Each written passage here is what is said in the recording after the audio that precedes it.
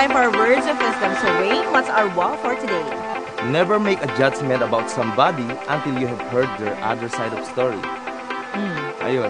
It's like, yung sinasabi nila is, don't judge the book by its cover. It's like this, never to assume.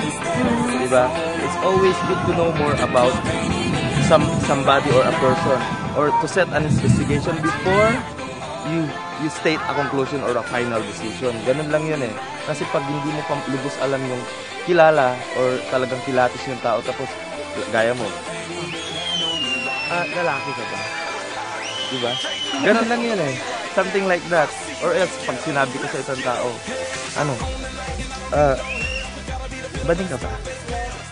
Bading ka no? Bading Kailangan ka no? talaga. Killer ka no? Something like that.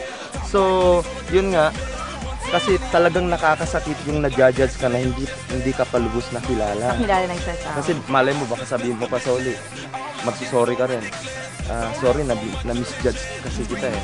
Kaya, advice lang, alamin mo muna yung ugat bago ka makasugat. Oo. Ang galing niya na. Di ba? Ano, karaniwan nangyayari yan sa mga away eh. Di ba? Pag Tama. hindi mo alam kung saan ka pupunta, tapos yung isang side, syempre, nagsumbong na sa'yo, ay, ganun ba siya? Ganyan ba siya? Yun. Ay, mahiniwala ka na. Without knowing the other origin. side, kung ano talaga yung nangyari, kung ano pulit-dulo nun. So, kailangan alamin muna natin ang pulit-dulo nun bago natin i-judge ang isang tao, ang isang pangyayari. Di ba? That's right. Yes, and that has been our wow for today. Tune in again next week for another daily dose of positive notes. Big up Ilocos. We'll be right back. Hey, still feeling myself, I'm like out of control. Can't stop now, more shots, let's go. 10 more rounds, can I get a taste?